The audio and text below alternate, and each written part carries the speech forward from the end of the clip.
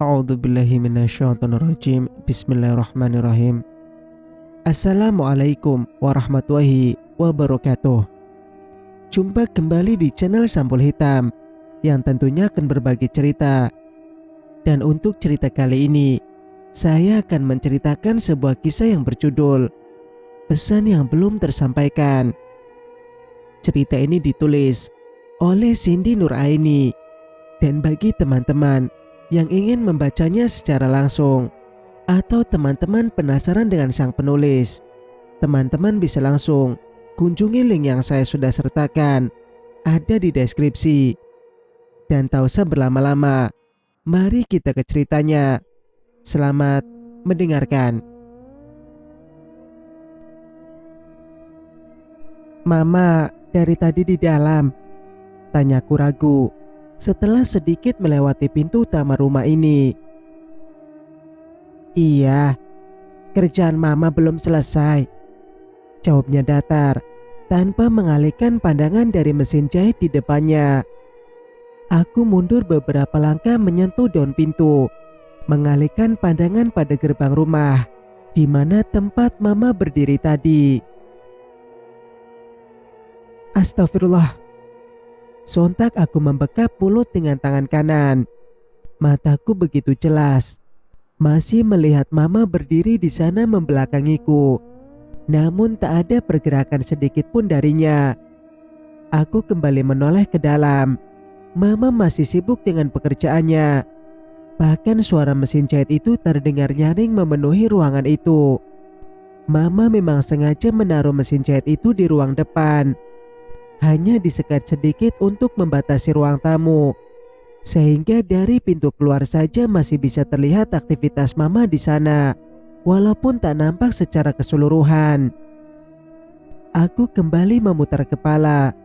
Sosok yang berdiri di depan gerbang sudah tidak ada. Kenapa diam aja di situ, Sa?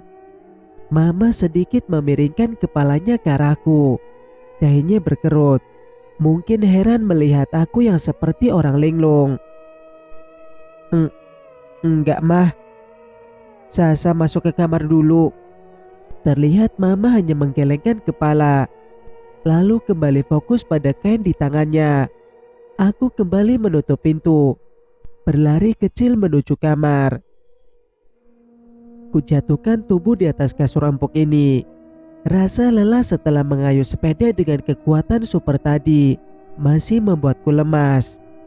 Tanganku rentangkan seraya menatap langit-langit kamar. Dengan malas aku menarik ponsel dari saku celana. Ada satu pesan masuk dari Kak Reno. Sa, nanti Ferry ke rumah. Kamu kasih kunci motormu ke dia. Nanti jam istirahat kerja kakak mau cek motormu. Kenapa nggak kakak aja yang ambil ke rumah? Biar nggak terlalu jauh. Rumah Ferry kan deket dari tempat kerja kakak. Jadi nanti kakak ambil ke rumahnya. Lagian dia lagi free hari ini. Kakak lupa tadi nggak nanyain kunci motornya. Siapa suruh marah-marah gak jelas? Centang 2 warna biru. Namun tak ada jawaban lagi dari Kak Reno. Aku menghela napas panjang. Kepalaku terasa sedikit pusing. Mungkin karena sudah 2 hari mengalami kejadian yang tak diinginkan. Ponsel kuletakkan di atas nakas, kemudian kembali merebahkan tubuh di atas pembaringan.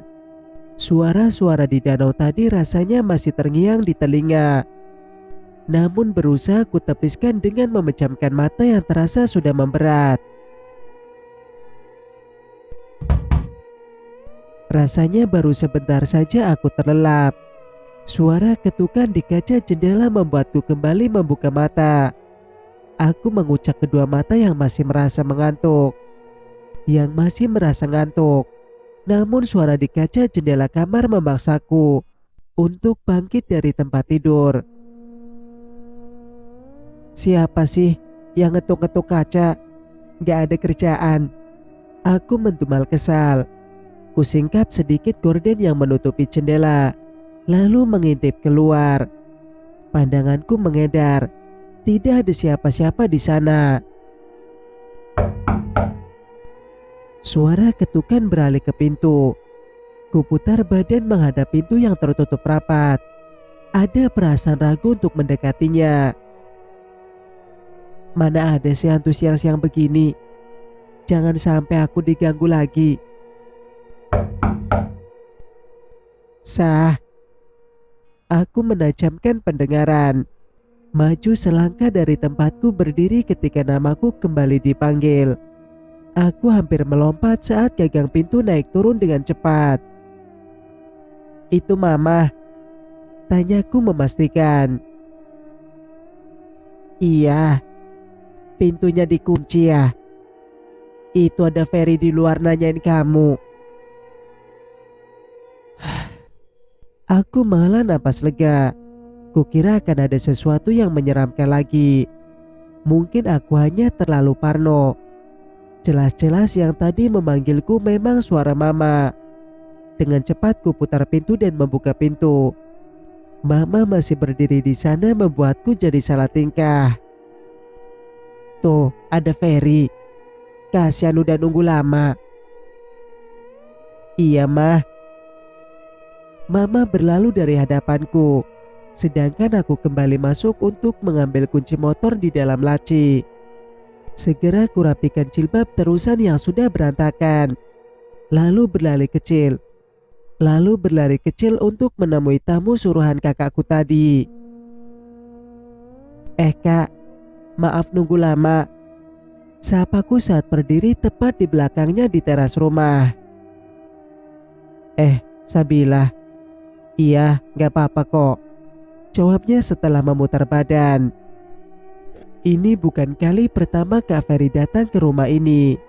Sudah berulang kali Kak Ferry datang ke sini karena ia adalah salah satu teman baik Kak Reno. Dan aku juga sudah cukup lama mengenalnya. Mana kunci motornya? Kini ia berbisik setelah celingukan ke dalam.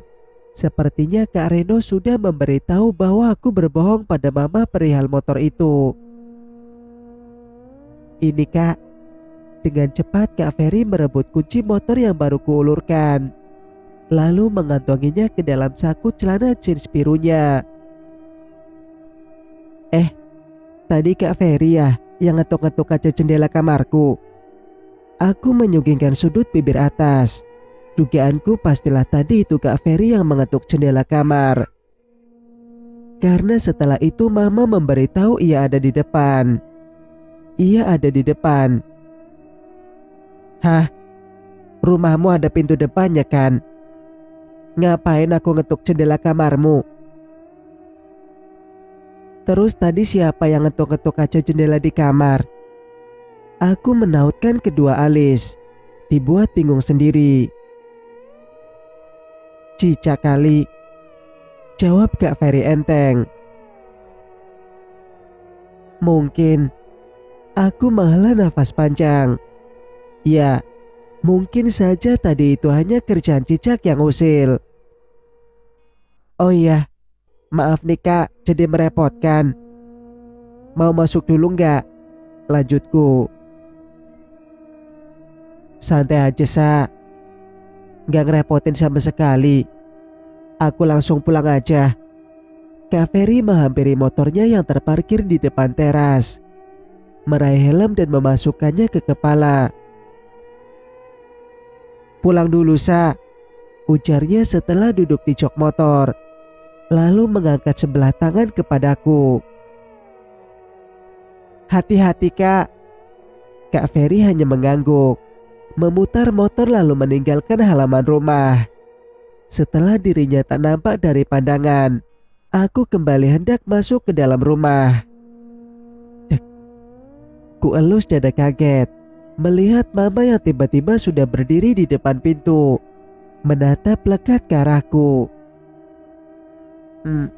Mama sejak kapan di situ? Jantungku dag-diduk tak karuan. Khawatir ketahuan sudah berbohong. Ada sesuatu yang harus kamu tahu, jawabnya datar. Sesuatu apa? Perlahan ku dekati mama yang masih tertegun. Jarak kami sekarang hanya berkisar 2 jengkal. Namun tiba-tiba tercium aroma bau anyir dari tubuh mama. Ingin rasanya menutup hidung, tapi takut mama akan tersinggung. Tumben mama bau gini. Perasaan tadi enggak. Apa mama habis bersihin ikan ya? Gumamku membatin. Mah, ada apa? Mama tak menjawab. Ia hanya mengalihkan pandangan ke arah jalanan di depan rumah. Namun masih dengan tatapan datar. Penasaran apa yang ia lihat, aku pun memutar kepala, mengikuti arah sorot mata mama. Tak ada apa-apa. Aku kembali menghadap ke depan. Namun seketika aku terhenyak. Mama sudah tak ada di depanku. Aku menggerakkan kepala ke kanan dan kiri, mengedar pandangan mencari sosok mama. Kenapa cepat sekali mama menghilang tanpa terdengar derap kakinya? Dengan perasaan was-was ku tatap jalan masuk ke rumah ini, merasa ada sesuatu yang aneh. Sah, jantungku hampir saja copot saat mendapati satu tepukan di pundak. Dengan cepat aku membalikkan badan.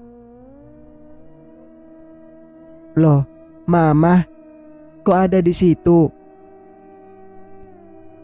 Mama habis dari warung beli kue kering sama minuman dingin. Kan tadi ada tamu. Tapi mama lewat belakang karena tadi sandal mama ada di belakang dapur sana. Ferinya mana? Aku melirik kantong kresek hitam yang mama jinjing. Kalau mama tadi ke warung. Lalu tadi.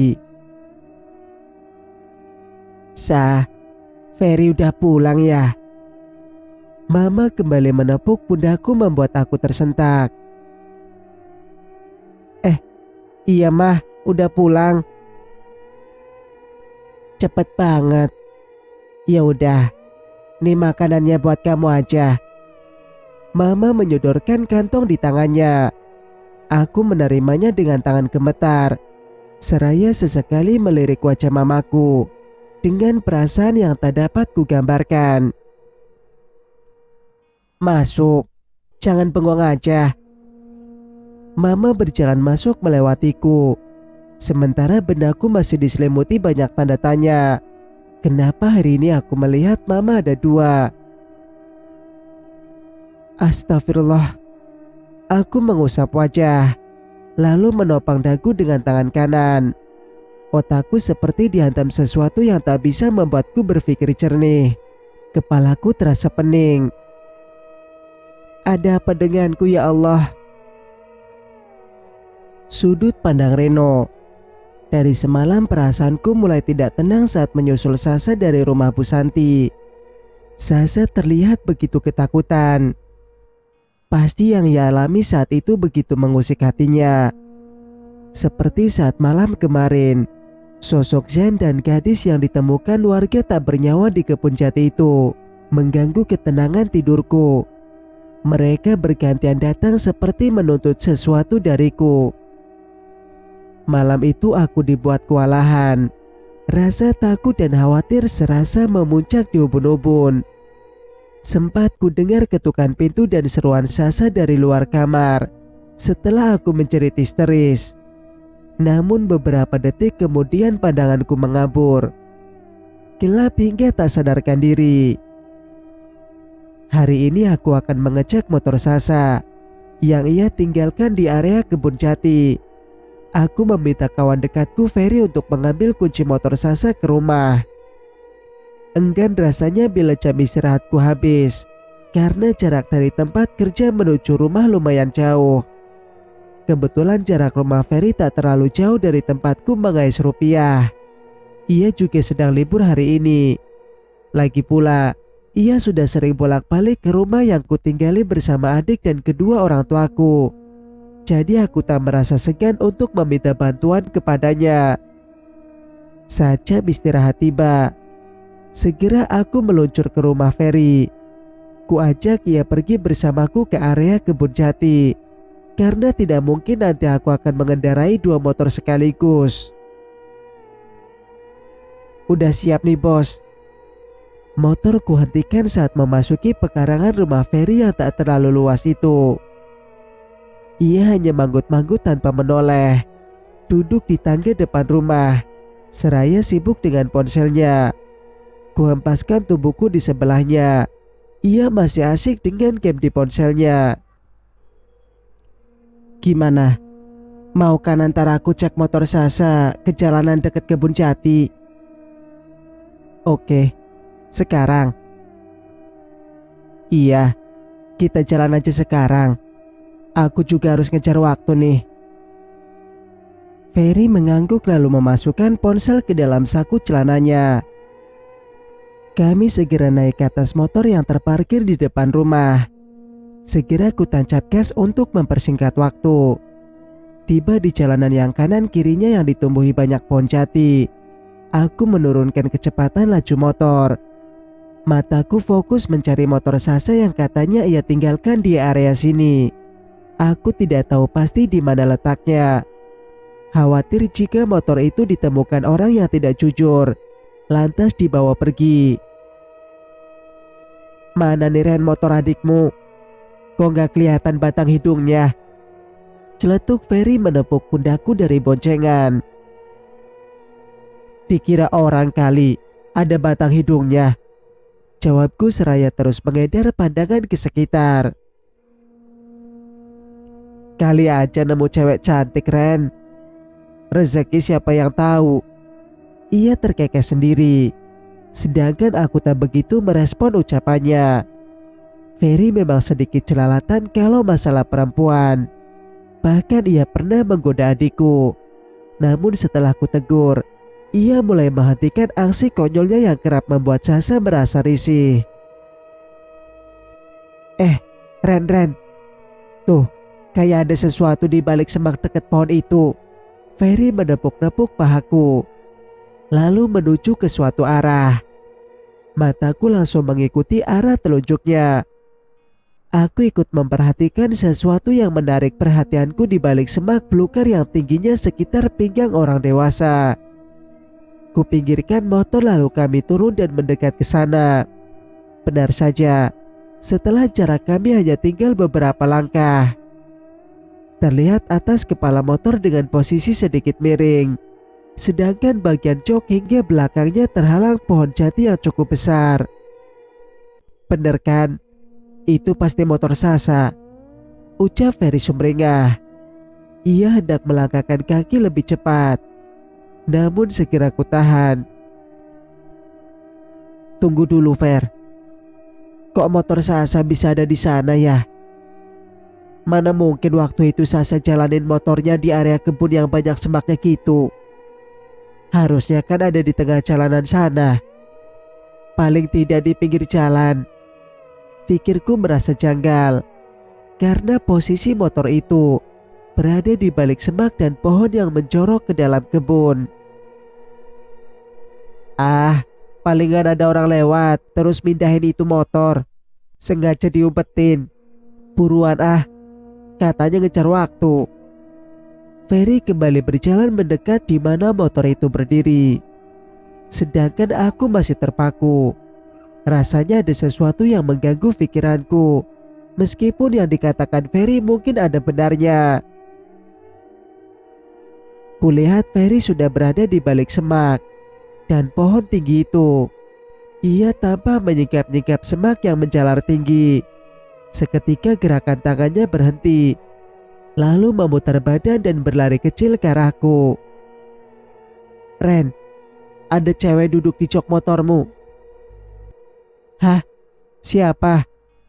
Sontak aku kaget, karena dari tempatku berdiri memang tidak terlihat bagian boncengan motor itu, karena terhalang oleh batang pohon jati. Mana ku tahu, dari belakang aja kelihatan cantik, apalagi dari depan. Aku menepuk jidat mendengar ocehan kawanku ini. Ia terlihat begitu antusias seperti baru menemukan harta karun. Kami lekas menyeret langkah. Walau sedikit aneh, tapi aku penasaran juga. Apa perempuan yang dimaksud Ferry itu orang yang memindahkan motor Sasa? Batinku bertanya-tanya. Posisi kami berdua kini sudah berada di balik pohon tersebut. Aku memiringkan kepala melihat ke balik pohon. Lalu kualihkan kembali tatapanku pada Ferry. Benar kan? Bisik Ferry. Aku mengangguk pelan. Perempuan itu duduk di atas jok motor membelakangi pohon. Hanya tampak dari belakang rambutnya yang hitam tergerai sepinggang. Ferry menarik tanganku untuk kembali bergerak ke depan. Namun ku tahan. Firasatku mengatakan ada yang tidak beres. Apalagi sih Ren? Ferry terlihat kesal. Ia mengusap wajahnya kasar, lalu kembali menarik tanganku. Terpaksa kali ini kuturuti saja. Refleks, aku dan Ferry saling berpandangan. Setelah kami berada tepat di samping pohon itu, perempuan yang tadi duduk di atas motor itu sudah menghilang. Entah kemana. Kami memutar pandangan ke sekitar, namun tak menemukan siapapun. Mendengar langkah kaki pun tidak. Kembali kami bersitatap heran. Aku mengusap tengkuk sedangkan Ferry menyengir sambil bergidik. Kemana tuh cewek? Masa iya ada hantu siang bolong gini? Ferry kembali bergidik. Ia mengusap kepala sampai ke bagian belakang. Udahlah, mana kuncinya? Tak mau berlama-lama, kupinta kunci motor dari kawanku ini. Setelah menerima kunci motor itu, segera kunyalakan motor yang memang betul milik Sasa. Aku sangat hafal dengan motor milik adikku itu. Dengan tergesa ku bawa motor Sasa menjauh dari tempat itu. Kulajukan perlahan karena jalan tidak memadai. Ferry mengekoriku dari belakang, sambil sesekali menyingkap semak-semak yang menghalangi jalan kami. Nih, tolong bawa motorku.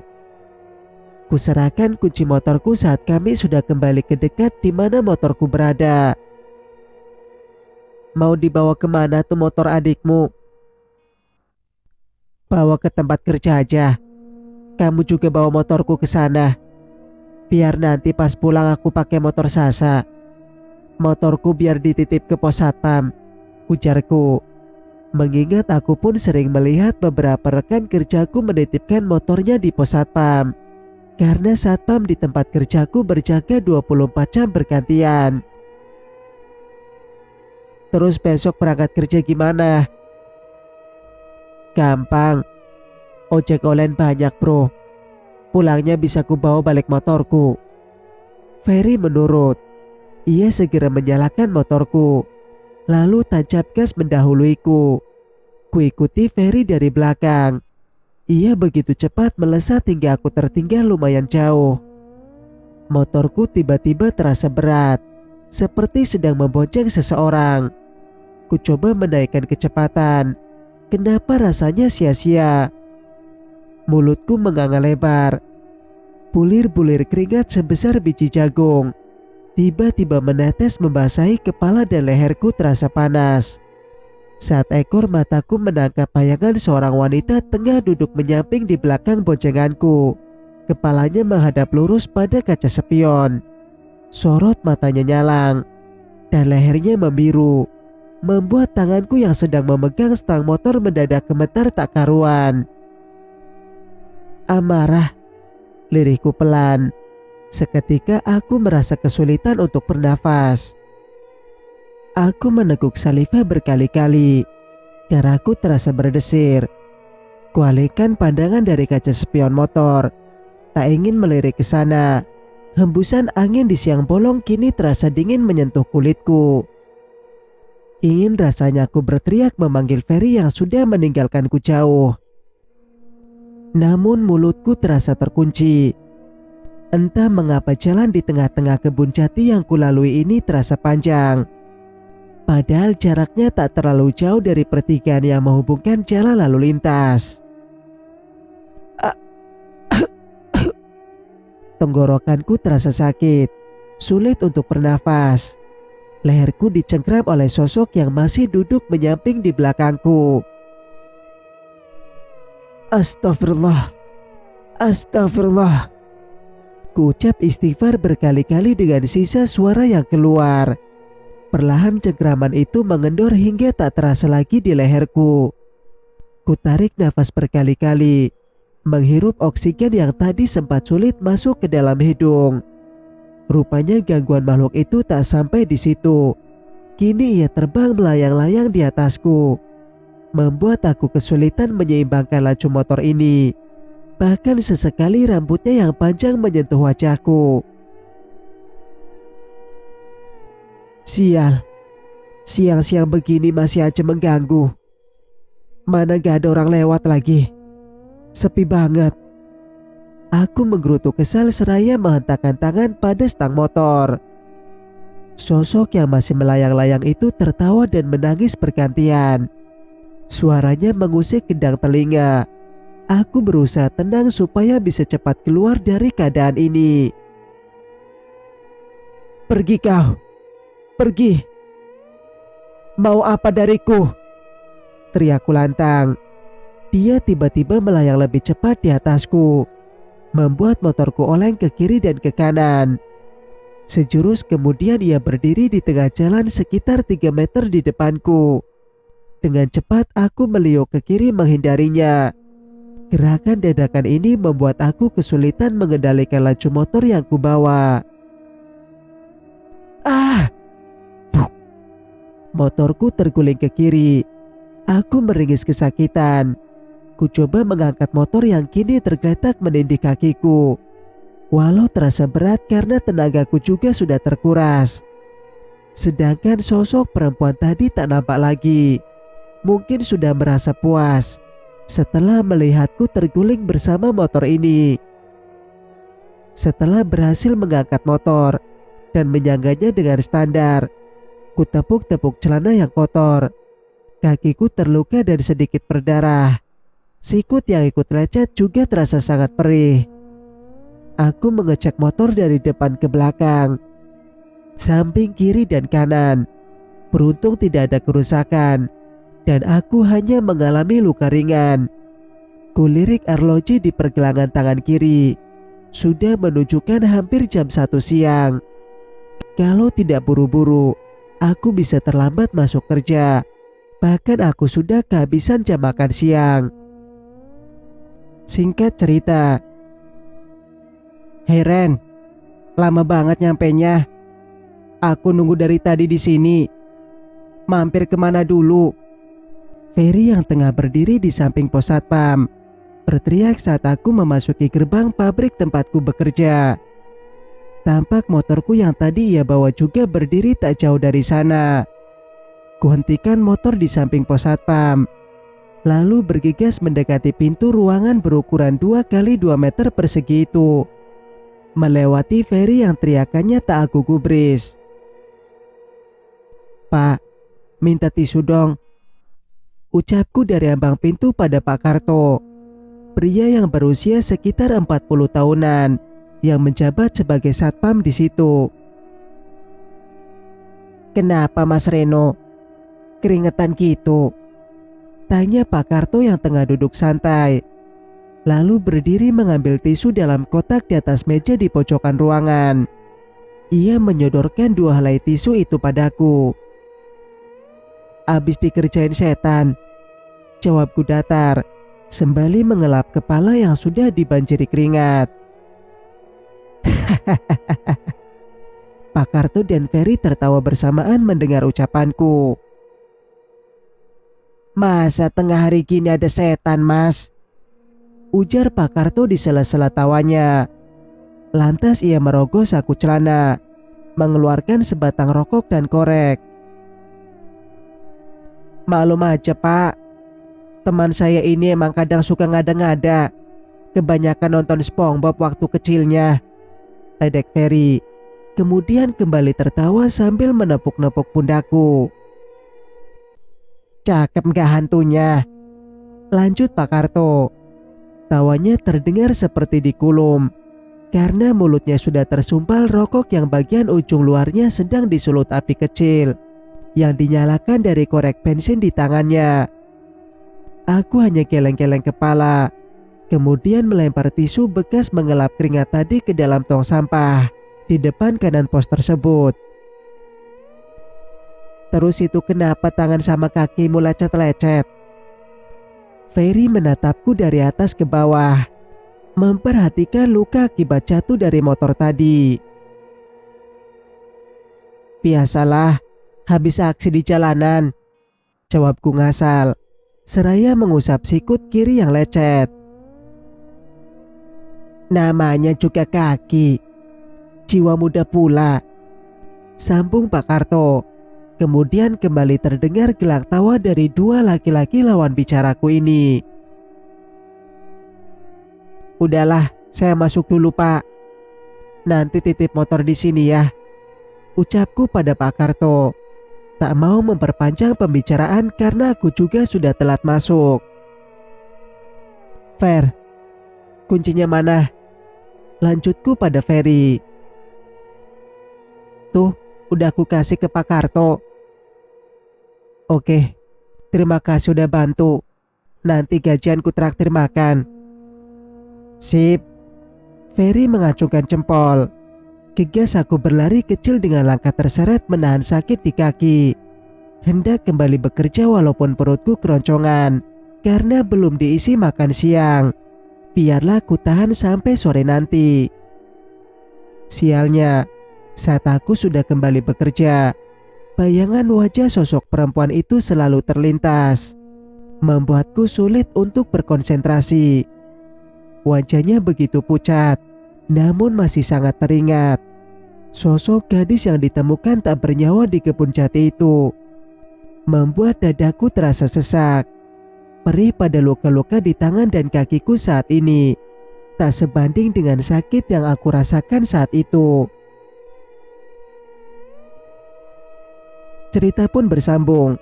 Jika kalian suka dengan ceritanya, jangan lupa untuk like dan komen. Dan bagi yang belum bergabung, silakan untuk subscribe channel ini agar bisa mendengarkan cerita-cerita berikutnya. Wassalamualaikum warahmatullahi wabarakatuh.